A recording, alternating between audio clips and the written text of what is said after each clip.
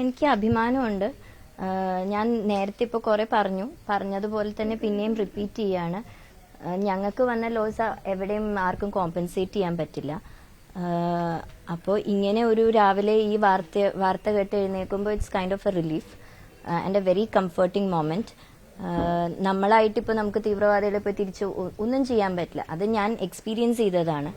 അപ്പോൾ ഇങ്ങനെ ഒരു വാർത്ത ഇതാണ് പ്രതീക്ഷിച്ചുകൊണ്ടിരുന്നതും ഇതിങ്ങനെ നടന്നതിൽ സന്തോഷമുണ്ട്. ഇനിയും ഇങ്ങനത്തെ തീവ്രവാദങ്ങൾ ഇന്ത്യക്കും ഇന്ത്യയുടെ ഉള്ളിൽ നമ്മളെ പോലത്തെ ഇന്നസെന്റ് പീപ്പിളിനെതിരെ വരുന്നതിൽ ഇങ്ങനെ തന്നെ തിരിച്ചടിക്കണം എന്ന് ഞാൻ എന്റെ ഉറച്ച ശബ്ദത്തിൽ പറയുന്നു. തിരിച്ചടി പ്ലാൻ ചെയ്ത് നടത്തിയ ഒരു അറ്റാക്കാണ്. കുറെ കാര്യങ്ങൾ മുൻകരുതലെടുക്കുകയും കുറെ കാര്യങ്ങൾ തീരുമാനിച്ചൊക്കെ ചെയ്തതാണ്. ഒരു സ്ട്രാറ്റജിക് മൂവ്മെന്റ് ആണ് നടന്നിരിക്കുന്നത്. ഒരു പൗര എന്നതിനപ്പുറം എന്താണ് പറയാനുള്ളത്? എനിക്ക് പൗരയായിട്ട് തന്നെ പറയാനുള്ളൂ. എല്ലാ ഇന്ത്യക്കാരെ പോലെ ഞാനും ഈ മൊമെന്റില് ഇന്ത്യൻ ആയതിൽ വളരെയധികം അഭിമാനിക്കുന്നു. ഇത് കൂടുതൽ എനിക്കിനി ഒന്നും പറയാനോ ഇല്ല.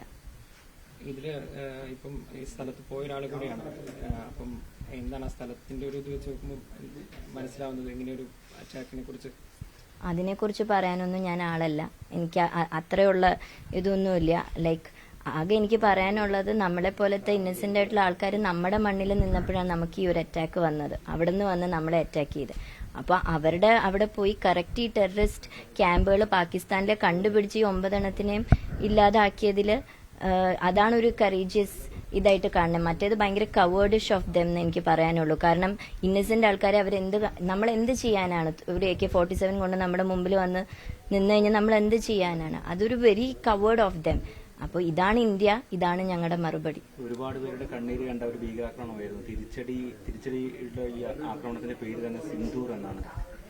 അങ്ങനൊരു അതെ, ഇതിലും ആപ്റ്റ് ആയിട്ടുള്ള പേര് ഇനി ഇല്ല. അപ്പൊ ആ പേര് സെലക്ട് ചെയ്തവർക്കും, കാരണം പല എന്റെ അമ്മ അടക്കമുള്ള ഭാര്യമാരുടെ സിന്ദൂരം മാറ്റിയ ഈ ഒരു തീവ്രവാദം എന്നെ പോലെ പല മക്കളുടെ മുമ്പിൽ വെച്ച്, ആൺമക്കളായാലും പെൺമക്കളായാലും മക്കളുടെ മുമ്പിൽ വെച്ച് അച്ഛനെ കൊന്ന, അല്ലെങ്കിൽ സഹോദരിയുടെ മുമ്പിൽ വെച്ച് സഹോദരനെ കൊന്ന ഈ തീവ്രവാദത്തിന് ഇതിൽ പരം ഈ ഒരു ഓപ്പറേഷന് ഇത്രയും ഇതിനേക്കാൾ ആപ്റ്റ് ആയിട്ടുള്ള ഒരു നെയിം ഇല്ല എന്നാണ് എനിക്കും തോന്നുന്നത്. So big salute for that who have done this operation, and big thank you to the government, the Prime Minister and the army people who have been working for it and behind it and working continuously forward. ഇവിടെ കേന്ദ്ര സർക്കാർ പ്രതിനിധികൾക്ക് ഒരു ഉറപ്പ് നൽകിയിട്ടുണ്ടായിരുന്നു. രാജ്യത്തിനും പ്രധാനമന്ത്രി എല്ലാവരും ഉറപ്പ്, irrespective of the political parties, എല്ലാവരും ആ ഒരു ഉറപ്പ് നൽകിയിട്ടുണ്ടായിരുന്നു. അമ്മയ്ക്ക് ആ പേര് സിന്ദൂർന്ന് കേട്ടപ്പോ അമ്മയും അത് തന്നെയാണ് പറഞ്ഞത്. ശരിയല്ലേ, നല്ലതെന്ന് ഉദ്ദേശിച്ചത് ഇതിലും നല്ലൊരു ഓപ്പറേഷൻ, ഇതിലും നല്ലൊരു ടാഗ് ലൈനോ ഒരു പേരോ ഇനി കൊടുക്കാനില്ലല്ലോ എന്നാണ് അമ്മ പറഞ്ഞത്. ആ കുട്ടിക്കും ഇതിലൊരു കംഫർട്ട് കാണട്ടെ.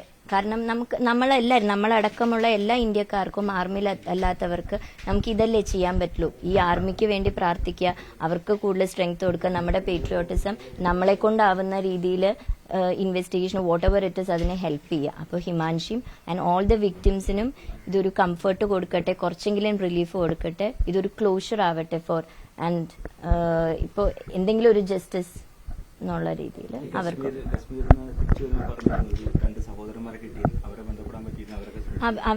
അവരെ ഞാൻ ഇപ്പൊ ബന്ധപ്പെട്ടിട്ടില്ല. ഞാൻ രാവിലെ ഇപ്പോ ഇതിന്റെ ഇതിലായിരുന്നു. ഞാൻ കുറച്ച് കഴിയുമ്പോൾ അവരെ വിളിച്ചു നോക്കുക, മെസ്സേജ് അയക്കുകയും ചെയ്യുന്നു. സംസ്ഥാനം കശ്മീരിൽ വലിയൊരു അങ്കലാപ്പുണ്ട്. തിരിച്ചടി ഉണ്ടാവുമോ എന്ന കാര്യത്തിലൊക്കെ അവിടുത്തെ സാധാരണ ജനങ്ങളെ കണ്ട സ്ഥലം കൂടിയാണല്ലോ. അപ്പം അതെനിക്ക് അറിയില്ല. നമ്മളിപ്പോ നമ്മുടെ സുരക്ഷിക്കണം മീൻസ് സെക്യൂരിറ്റി തരുന്ന പോലെ അവിടെയും ശ്രീനഗറിൽ ക്യാപിറ്റലിൽ ഇഷ്ടം പോലെ 110 മീറ്റർ അടുപ്പിച്ച ആർമി വണ്ടികളുമായിരുന്നു ടൗണിലൊക്കെ എല്ലായിടത്തും. അപ്പോ അവരും ഇന്ത്യക്കാരാണല്ലോ, അവരെയും ഇന്ത്യ കാക്കും. അതെ, പ്രതിഷേധിക്കുന്നുണ്ട്.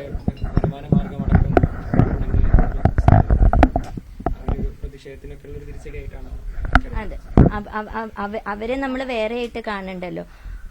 അവരും നമ്മൾ തന്നെയാണ്, നമ്മളിൽ ഒരാളാണ്. അപ്പൊ അവരും നമ്മളെ പോലെ അഭിമാനിക്കുന്നുണ്ടാവും. അവർക്കും ജീവിതമാർഗമാണ് ടൂറിസം. അത് ഇനിയും വളരട്ടെ. India safe ആയിട്ടിരിക്കട്ടെ.